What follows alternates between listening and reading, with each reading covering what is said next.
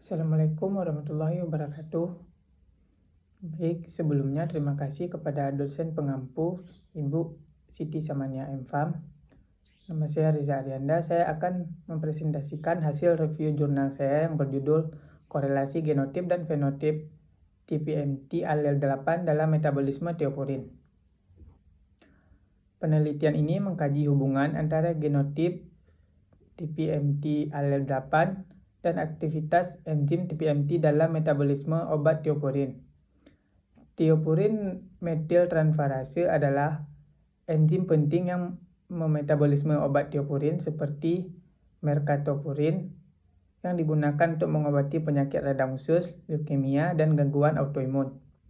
Variasi genetik pada TPMT dapat menyebabkan penurunan aktivitas enzim yang berpotensi mengakibatkan efek samping serius pada pasien yang menerima dosis teopurin standar.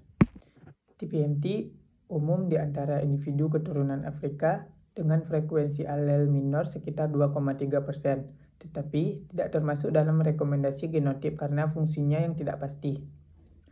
Untuk pengujian klinis TPMT, sebelumnya memulai terapi teopurin untuk mengidentifikasi pasien dengan aktivitas TPMT yang berkurang atau tidak ada, yang berisiko mengalami efek samping yang serius. Penelitian sebelumnya, beberapa studi telah meneliti TPMT alel 8, tetapi dengan hasil yang tidak meyakinkan, sehingga dampak klinisnya masih belum pasti. Selanjutnya, metabolisme teopurin dan peran TPMT. Yang pertama, untuk konsumsi obat, pasien mengonsumsi azathioprine yang dengan cepat diubah menjadi 6 mercaptopurin atau 6 MP dalam tubuh. Untuk jalur metabolismenya, 6 mercaptopurin atau 6 MP dimetabolisme melalui jalur yang bersaing. Santin oksidase mengubahnya menjadi 6 thiourate yang tidak aktif atau TPMT yang metilasi menjadi 6 metil mercaptopurin atau 6 MMP yang tidak aktif.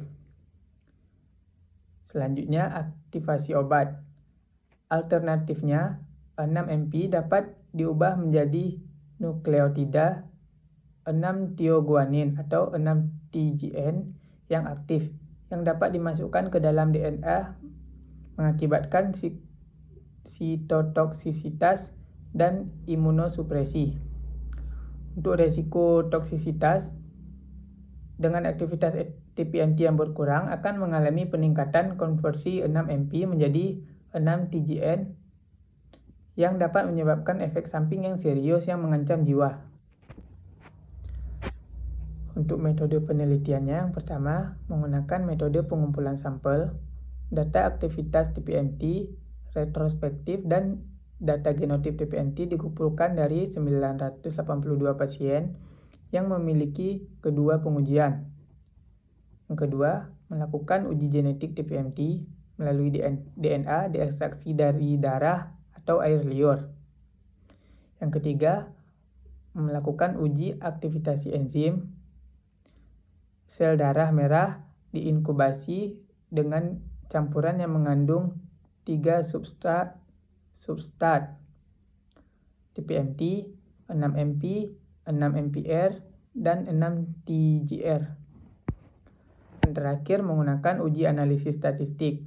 Perhitungan statistik dilakukan menggunakan GMP versi 15.1 dengan nilai SIM dan P rata-rata untuk analisis varian satu arah untuk membandingkan aktivitas TPMT. Hasil penelitian aktivitas TPMT alel 8. Jumlah total pasien yang diikutsertakan dalam penelitian ini berjumlah 982, 24 pembawa alel 8. Pasien yang membawa alel 8 termasuk 22 dengan genotip alel 1 sampai alel 8.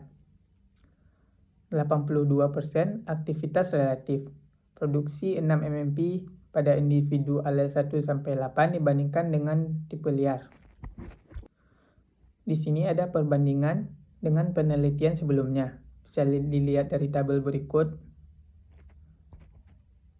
Hasil penelitian ini konsisten dengan beberapa studi sebelumnya, mirip dengan temuan kami. Studi asosiasi genom lebar oleh Liu dan kawan-kawan 2017 menemukan bahwa Pasien yang membawa alel TPMT8 cenderung memiliki aktivitas TPMP yang lebih rendah daripada mereka yang memiliki genotip TPMT alel 1, tetapi aktivitasnya lebih tinggi daripada mereka yang memiliki genotip heterozigot, termasuk alel 0, yaitu alel 2, alel 3A, atau alel 3C.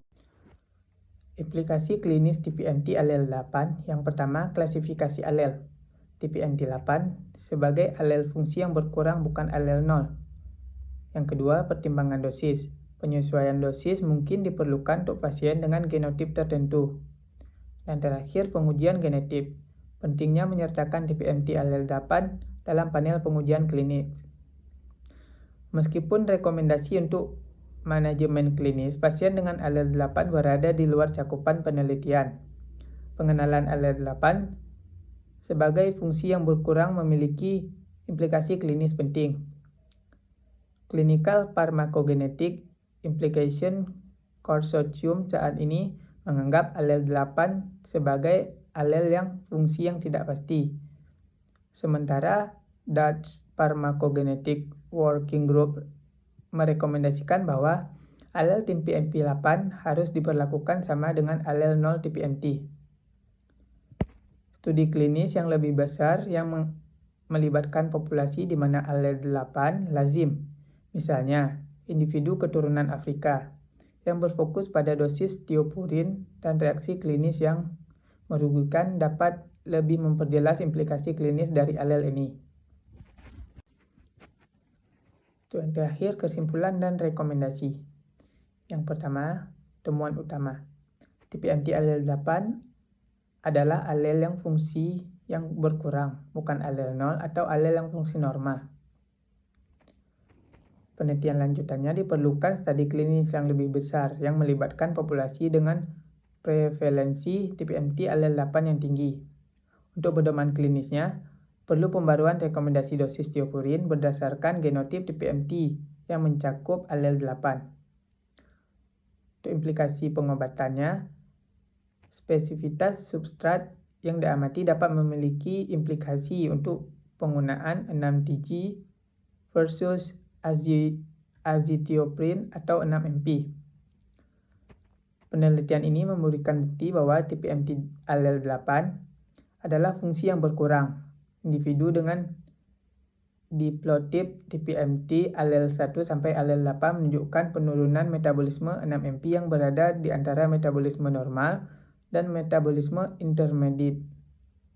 Temuan ini memiliki implikasi yang penting untuk pengujian farmakogenetik dan personalisasi dosis tiopurin, terutama pada pasien keturunan Afrika, di mana alel ini lebih umum. Cukup di sini dulu presentasi hasil review jurnal saya. Kalau ada yang salah, mohon dimaafkan. Assalamualaikum warahmatullahi wabarakatuh.